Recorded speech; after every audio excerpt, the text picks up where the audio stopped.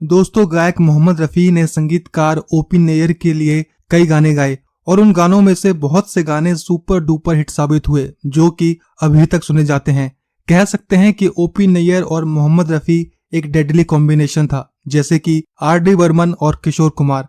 गायक मोहम्मद रफ़ी ने संगीतकार ओपी नैयर के लिए जो सुपर हिट गाने गाए, उन गानों में से कुछ गाने आपको याद दिलाऊं तो वो हैं जाने कहाँ मेरा जिगर गया जी, लेके पहला पहला प्यार, आंखों ही आंखों में इशारा हो गया, तुमसा नहीं देखा, सर पर टोपी लाल लाल, लाखों है निगाह में, ये चांद सा रोशन चेहरा और दीवाना हुआ बादल। एक दूसरे के साथ कई बार काम करके इन दोनों में काफी गहरी दोस्ती हो चुकी थी और एक दूसरे की रिस्पेक्ट भी बहुत करते थे। लेकिन दोस्तों, दोस्ती एक जगह और संगीतकार ओपी नैयर का गुस्सा अपनी जगह। ये अपने गुस्से और अपने गर्म मिजाज के लिए फिल्म इंडस्ट्री में काफी फेमस थे और एक बार तो इनका गुस्सा मोहम्मद रफ़ी जैसे बड़े गायक ने भी झेला। दरअसल हुआ यूं कि फिल्म हमसाया की रिकॉर्डिंग संगीतकार ओपी नैयर ने उस स्टूडियो में रखी थी जो कि गायक मोहम्मद रफ़ी के घर के बहुत नजदीक था। इस स्टूडियो में संगीतकार ओपी नैयर ने रिकॉर्डिंग इसलिए रखी थी ताकि मोहम्मद रफ़ी को स्टूडियो पहुंचने में देरी न हो और आने जाने में कोई परेशानी न हो,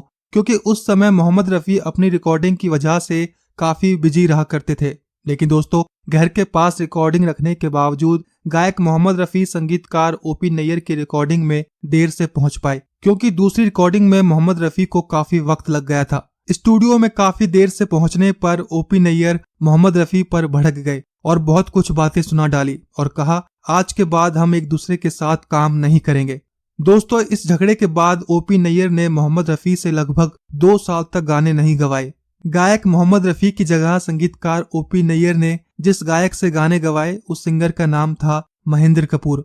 और जिन दिनों इन दोनों के बीच मनमुटाव चल रहा था, उन्हीं दिनों मोहम्मद रफ़ी को यह एहसास हुआ कि इतनी छोटी सी बात पर नैयर साहब इतना गुस्सा नहीं हो सकते। कहीं ना कहीं किसी इंसान ने मेरे खिलाफ उनके कान भरे हैं। और इन सब बातों को ध्यान में रखते हुए मोहम्मद रफ़ी जी ने ये सोचा कि इस झगड़े को खत्म किया जाए और इस झगड़े को खत्म करने के लिए इन्होंने ईद के दिन ओपी नैयर के घर सेवइयां भिजवा दी। लेकिन उस दौरान संगीतकार ओपी नैयर जी घर में नहीं थे, लेकिन उनके घर वालों ने सेवइयां रख ली। और जब ओपी नैयर घर पहुंचे और जब पता चला कि मोहम्मद रफ़ी के घर की सेवइयां रख ली गई हैं, तो वो अपने घर वालों पर गुस्सा हो गए और कह डाला, आज के बाद ऐसा दोबारा ना हो। और जब इस बात की खबर मोहम्मद रफ़ी तक पहुंची तो मोहम्मद रफ़ी ने यह फैसला किया कि अगली बार ईद पर मैं खुद ही नैयर साहब के यहाँ सेवइयां लेकर जाऊंगा। और अगली ईद पर मोहम्मद रफ़ी जी ने जैसा सोचा था वैसा ही किया और पहुंच गए नैयर साहब के यहाँ सेवइयां लेकर। और अच्छी बात यह रही कि जिस वक्त मोहम्मद रफ़ी नैयर साहब के घर पहुंचे उस समय वो घर पर ही थे और संगीतकार ओपी नैयर को देखते ही उन्होंने उन्हें गले लगा लिया और ईद मुबारक कहा। और फिर काफी देर तक ये एक दूसरे के गले लगे रहे। इस दौरान दोनों की आंखों से आंसू टपकने लगे।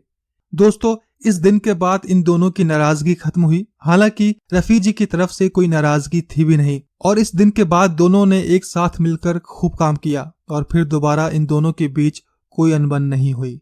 तो दोस्तों, ये था आज का वीडियो अच्छा लगा हो तो वीडियो को लाइक और ऐसी मजेदार किस्से सुनने के लिए हमारे चैनल को सब्सक्राइब करें और इस किस्से पर अगर आपको कुछ कहना हो तो कमेंट बॉक्स में जरूर लिखें।